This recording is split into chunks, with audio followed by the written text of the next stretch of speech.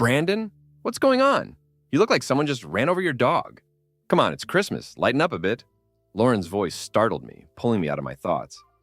When I glanced up, I realized she was leaning in close, her expression full of concern. My eyes inadvertently drifted before I quickly corrected myself. Lauren, my best friend's wife, had always been attentive, but this time her timing was off. "Oh, hey, Lauren," I replied, forcing a smile I didn't feel. "Sorry, just distracted. Got a lot on my mind tonight." My chest tightened as I spoke. What I knew, what I had to do, was going to devastate her. She didn't deserve this. Unfazed by my response, Lauren pulled up a chair beside me. "Come on, cheer up," she said with a warm smile, giving my hand a friendly squeeze. "Tell me what's bothering you." "Aunt Lauren is all ears." I shook my head, trying to deflect. "Just work stuff, nothing major. Got some things to deal with next week." She wasn't buying it. "Well, if work's got you down, why don't you come dance with me?" she said with a teasing grin. "Ethan and Hannah are tearing up the dance floor. Maybe we can give them a run for their money. And afterward, you can grab me a drink. I've got something I need to ask you." Before I could argue, she tugged me out of my seat, leading me to the dance floor. Reluctantly, I followed, letting her guide me. As the music played, Lauren swayed easily in my arms, her movements natural and familiar, like back in high school when we'd dance at sock hops. But my mind wasn't on her. It was across the room. My gaze kept drifting to Hannah and Ethan, lost in their own world. Memories of the past few months clawed at me, each one cutting deeper. My wife's betrayal, Ethan's role in it, the lies that unraveled everything. And now, the carefully laid plans I'd made to ensure they'd pay for it. Hannah and I had started our life together like any fairy tale, madly in love, promising each other forever. For years, it seemed like we were the exception to the rule, that rare couple whose flame never faded. At least, that's what I believed. But everything changed last 4th of July. I had no idea that the life we built was hanging by a thread, ready to snap. That summer day felt like any other. We'd hosted a big Independence Day party on our property by the creek, where we'd spent so many happy moments over the years. Friends and neighbors filled the yard, the laughter and clinking of glasses echoing through the trees. I'd gone inside to grab some extra supplies when I overheard voices just beyond the hallway bathroom. At first, I didn't think much of it until the words cut through the air like a blade. Sharon, Hannah's sister, was laughing with Paula, one of their friends. "Brandon is so clueless," Sharon said, her tone smug. "He believes everything Han tells him. We've got this whole cover story. If either of our husbands asks, we just say we're with each other. Works like a charm," Paula chuckled. "Really? And they buy that?" "Every time," Sharon replied. "Han's been seeing Ethan for ages. Neither Brandon nor Lauren suspect a thing.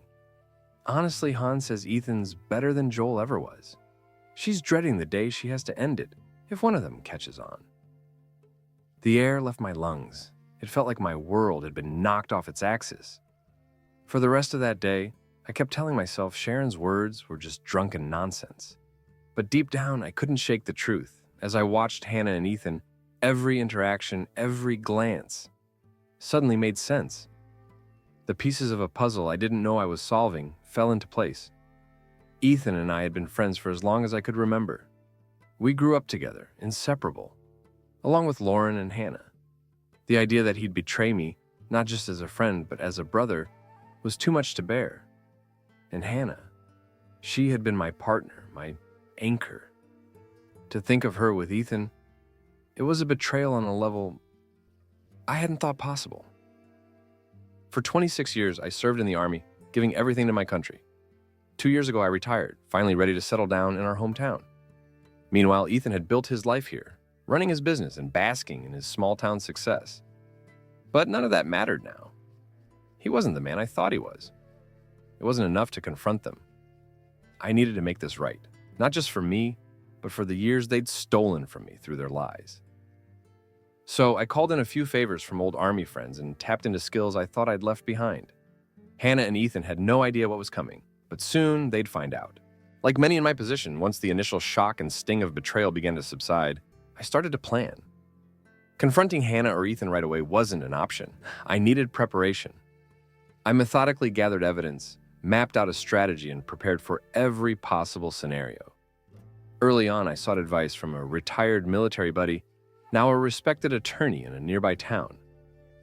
Following his legal guidance to the letter, I built my approach for both the divorce and my plan to deal with Ethan and Hannah. As I danced with Lauren, my focus shifted from the music and rhythm to the torrent of painful memories flooding my mind. My glare, fixed on Hannah and Ethan, became so intense that I faltered in my steps. Lauren, noticing my distraction, glanced up at me, her concern quickly transforming into something more serious as she followed my gaze. "Brandon?" she whispered, her voice shaky as she paused mid-dance and gripped my hand tightly. "You know, don't you? How long have you known?" Without waiting for an answer, she began to lead me toward the balcony, her voice trembling with emotion. I followed her in a daze, my thoughts tangled in a mix of anger and heartache. Once we reached the edge of the balcony, she turned to face me, her eyes shimmering with tears. "I've had my suspicions for a while," she admitted, her voice barely audible. "But I only found proof last week. What about you? When did you find out? Why didn't you tell me? I was planning to talk to you tonight. What are you going to do now?" The tightness in my chest made it hard to speak, but I finally managed to respond. "Lauren, I'm sorry," I said, my voice low and heavy. "I found out some time ago. I've been planning my move, working on a way to deal with him and to end things with her, once and for all. I've been trying to figure out how to minimize the fallout, especially for you. I didn't want to hurt you." She reached up and gently placed her hand on my cheek. "Brandon, just do what you have to do. I know you'd never hurt me intentionally. I've known that about you since we were kids." Her voice cracked and tears spilled from her eyes. Without another word, she turned abruptly and walked back inside, leaving me standing there, stunned. A wave of pain and nausea gripped me, nearly doubling me over.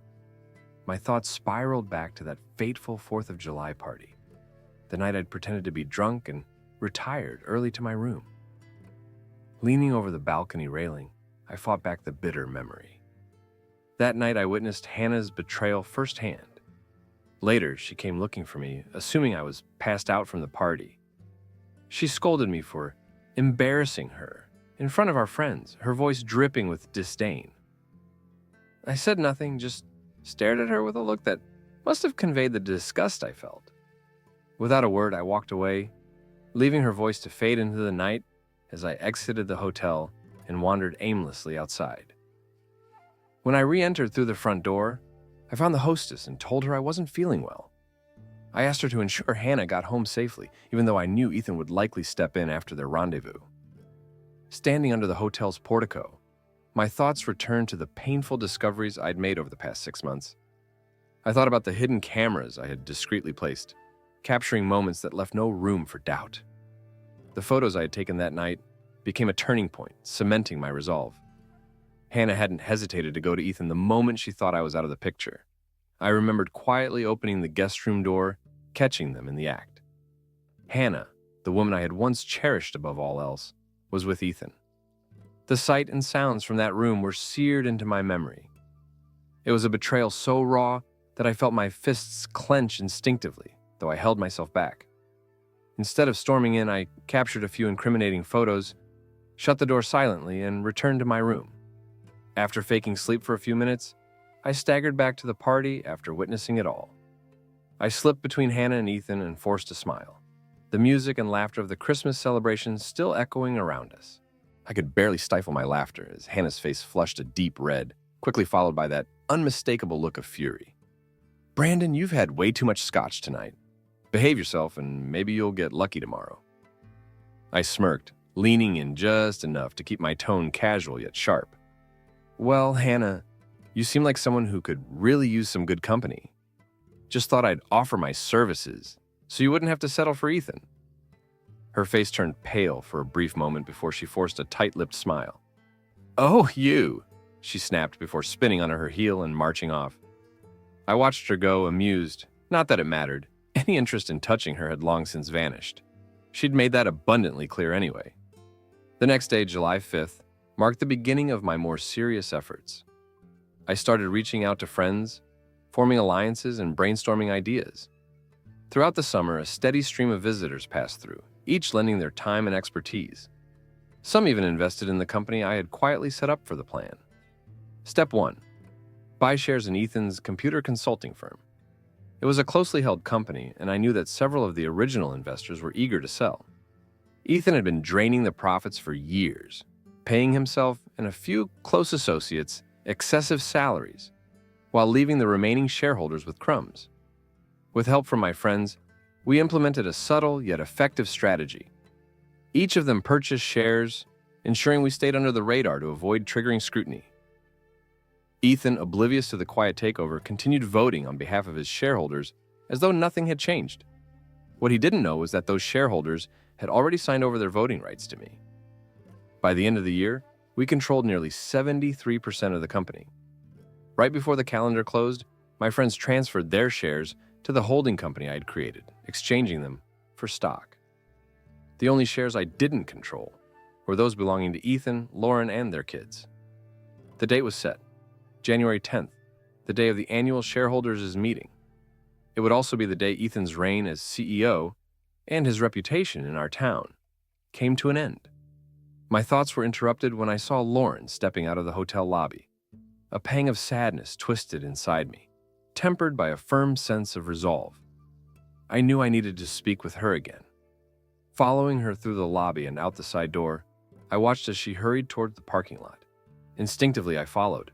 By the time I reached the lot, her car was already pulling away. I quickly got into my own vehicle and began trailing her. In our small town, it wasn't hard to keep her in sight. She was heading home as I expected, so I slowed down and maintained a casual distance. When Lauren arrived, I gave her a few moments before stepping out of my car and following her inside. I found her collapsed on her bed, her body trembling with quiet sobs. My chest tightened at the sight. Lauren had always held a special place in my heart. In another life, she might have been my wife, if Ethan hadn't swooped in while I was away in basic training. We had been close friends since childhood, even briefly dated in high school. But when I left for the army, things between her and Ethan had grown serious. Sitting on the edge of her bed, I gently pulled her into my arms. She clung to me tightly, her sobs shaking her whole body. I held her close, rubbing her back and whispering words of comfort.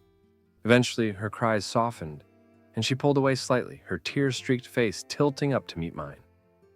"Brandon," she said, her voice thick with emotion.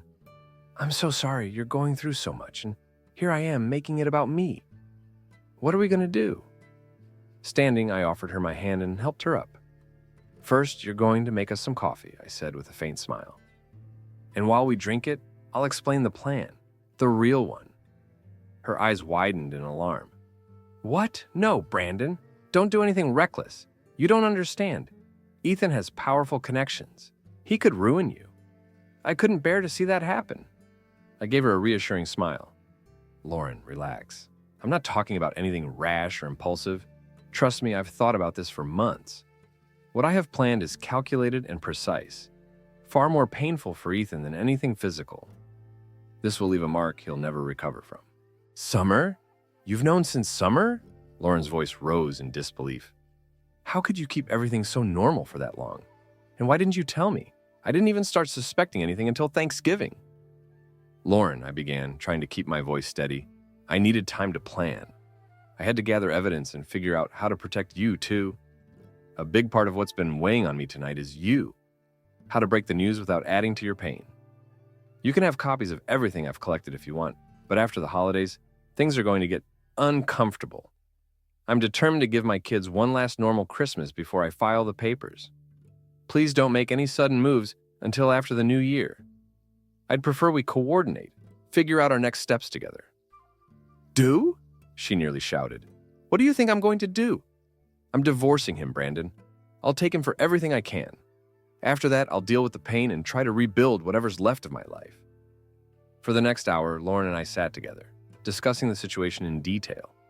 I walked her through the evidence I had gathered and shared my plan to take down both Ethan and Hannah. Lauren agreed with most of my ideas and even offered a few helpful suggestions. Eventually, I realized it was time to leave. The last thing we needed was for Ethan to see us together and start asking questions. I urged her to head back inside, blend in with the party crowd, and then drive Hannah home with Ethan as if nothing had happened. As I was stepping out the side door, Lauren caught my arm, pulling me toward her.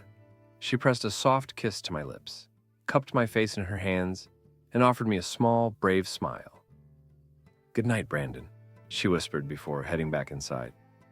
When I woke the next morning, Hannah was lying beside me, still clearly intoxicated. Her dress was bunched up around her waist, and there was no mistaking the evidence of where she had spent the night. A surge of anger rose within me, but I forced myself to leave the room, grabbing my clothes on the way to the kitchen. While the coffee brewed, my mind raced. Just one more month, I reminded myself. One more month and everything would fall into place. The thought of what was to come burned in my chest like a wildfire. I could hardly wait. Finally, the day arrived. Ethan's annual shareholders meeting. My friends and I had worked tirelessly to ensure the plan was foolproof. We had convinced the original shareholders to give Ethan proxies for the meeting, but secretly arranged for them to sign updated proxies, handing their voting rights over to me. Since the new proxies were dated after the official cutoff, Ethan's proxies were rendered invalid, leaving me in control. At the hotel where the meeting was held, my friends and I gathered outside the room. I would be stepping in as the new president, chief operating officer, and chairman of the board. Ethan hadn't staggered the terms for board members, so every seat was up for re-election. My new board consisted of the friends who had purchased stock, along with my personal attorney and the county sheriff, who was present to serve Ethan with divorce papers from Lauren and to intervene if necessary. We waited as Ethan went through the motions of the meeting. When he asked if there was any new business, clearly expecting none, we pushed the doors open and walked in. Ethan looked up, startled. "Brandon? What's going on? We're in the middle of a meeting here." I smiled calmly. "Sorry for the interruption, Ethan, but I heard you call for any new business. I think I've got something worth mentioning." Ethan frowned, his confusion evident. "This is a shareholders meeting for my company. I don't even think you own any stock." Ethan," I replied, my tone steady. "It seems your information might be a little out of date. I personally own about 10% of Heartland Data Services, and I also control 51% of Southwest Missouri Holdings, which owns 64% of 4 states. That gives me voting control over roughly 73% of the company." Ethan's face drained of color before turning red with anger. "What? That's impossible! I have proxies for all the major shareholders right here," he said, rifling through his papers. His assistant quickly handed him an updated binder marked Current Shareholders. Ethan flipped through it, his eyes scanning the pages. As he read, his expression shifted from disbelief to fury. "This is outrageous," he finally snapped. "I don't know how you pulled this off, but it's a scam. What do you think you're trying to do here?" I stepped up to the podium, adjusting the microphone. By now, each of Ethan's close associates had someone standing beside them, a member of my newly assembled leadership team. The room was silent as I began to speak. "Ladies and gentlemen, a new board of directors has been elected in full compliance with the company's bylaws," I announced. "This board has appointed me as president, chief operating officer, and chairman of the board. Effective immediately, all former board members are dismissed. Ethan, you are hereby terminated from your role as CEO. Security will escort you to your office to collect your personal belongings. If you are an employee, any severance pay owed will be honored. However, Ethan, since your contract specifies no severance, none will be provided." Ethan's face turned a deep shade of red, contorting in rage. "You're nothing but a backstabbing coward. I thought you were my friend," he spat, clenching his fists. "I should knock you out right here." Before he could take another step, the sheriff accompanying me stepped forward. "Mr. Crawford, I advise you to reconsider. If you assault this man, you will be arrested." I stared Ethan down, my tone calm but sharp. "Go ahead, Ethan, try it. Give me an excuse to remind you why I earned my stripes in the Army. But I promise you, it won't end well." My attorney stepped in smoothly. "Mr. Crawford," he said with an icy smile, "I wouldn't recommend it. An assault charge would go nicely with the other legal issues you're about to face." Ethan froze, his anger morphing into confusion. "What lawsuits?" he asked, his voice wavering. My attorney didn't miss a beat. "Well, there's the claim for misappropriation of company funds, and then there's Mr. Turner's lawsuit for alienation of affection. It cites specific instances where you interfered in his marriage. Ethan's eyes widened as his voice erupted in disbelief. Alienation of affection? Misappropriation of funds? What the hell are you talking about? The sheriff calmly stepped forward, handing Ethan an envelope. You've been served, he said. These are divorce papers filed by your wife, Lauren, citing infidelity. They also include a restraining order and an order to vacate her home. Additionally, this packet outlines the alienation of affection claim against you, which provides specific evidence of your involvement with Hannah Turner. A collective gasp rippled through the room. The meeting doors were now wide open, revealing a crowd of onlookers, including reporters with cameras and microphones. Rumors of this meeting had spread throughout town, and the local press was eager to capture every moment. As the commotion grew, I felt a deep sense of satisfaction. At the very same moment, I knew Hannah was also being served with divorce papers back at home. My phone buzzed in my pocket. Checking the screen, I wasn't surprised to see her name. I answered with a smile. Hey, Hannah, I'm a little busy right now. Can this wait? I asked, my tone icy. Her voice was shrill with anger. You've filed for divorce? Accused me of infidelity? How dare you? What's wrong with you? I cut her off, my voice firm and cold. Han, stop talking. Go inside. Watch the DVD I left in the player. Pack your things and leave my house. I've got more important matters to handle with Ethan right now. Without waiting for a response, I hung up and switched off my phone. The aftermath was everything I had anticipated.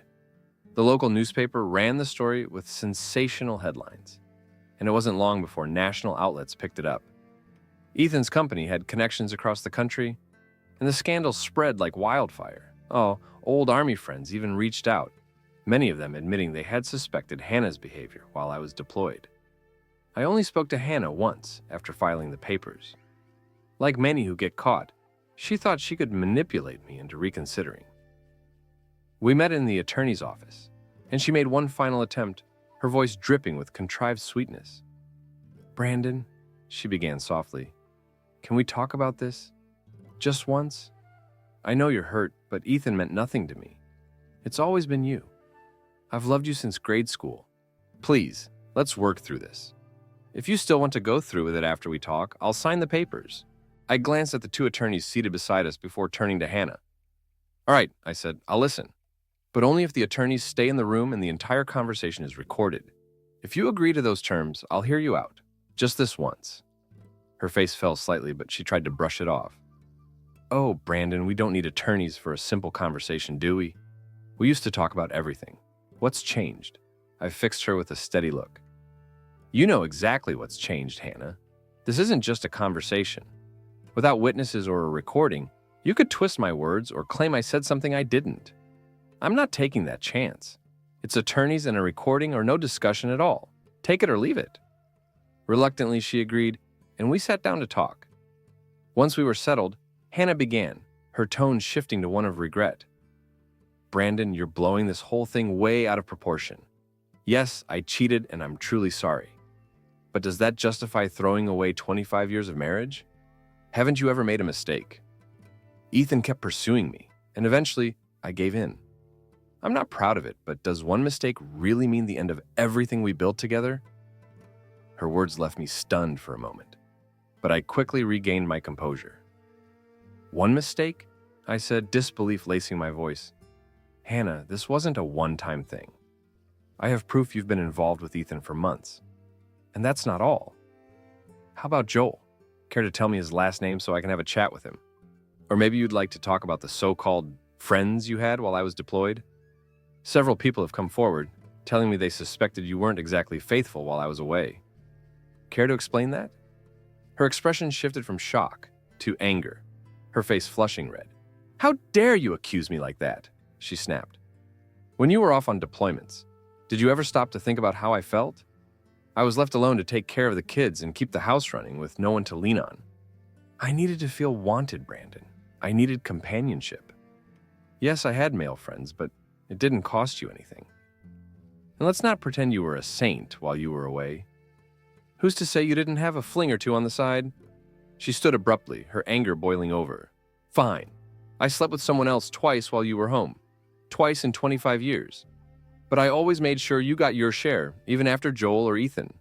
How dare you say I wasn't a good wife? I played my part, Brandon. attended every military function, smiled at all the right people, and supported your career, even when it drained me. And this is the thanks I get? You can go to hell. She snatched the divorce papers, furiously signed them, and shoved them across the table toward the attorneys. Her eyes blazed with fury as she spat, "Rot in hell, all of you," before storming out of the room. 2 weeks later, Hannah rented a U-Haul, packed her belongings, and moved out. Our sons later told me she had relocated to a small retirement community in Florida. Since that day, I haven't seen or spoken to her. The property settlement worked out in my favor. Hannah's outburst during the meeting had left her inattentive to the details of the agreement, and her attorney didn't intervene effectively. As a result, I walked away with the majority of our assets. While she received half of my pension and half of the brokerage account, I retained the family property, which had been mine before the marriage, and my controlling interest in Ethan's company. Altogether, I held on to over 80% of our total assets. Even with her portion of the settlement, Hannah was able to live comfortably. However, her reputation seemed to follow her, and every time she got serious with someone, they learned about her past. I couldn't help but feel a twinge of pity for her, but honestly, who wouldn't want to know the truth about someone they were dating? As for Ethan's company, my friends and I took it private, restructured the business, and eventually took it public again, making a significant profit on the stock. Professional management was brought in, and the company was listed on the NYSE. I stepped down from the board after a while, enjoying the fruits of my efforts. My new wife and I now spend our time traveling the world. Interestingly, she ended up with the bulk of Ethan's stock in her divorce settlement. And when the company went public, she earned a handsome profit too. As for Ethan, things went downhill fast. He eventually left town and took a job managing a small grocery store about 100 miles away. The last I heard, he was living in a modest one-bedroom apartment. Revenge, they say, is sweet. And sometimes it even pays off in more ways than one.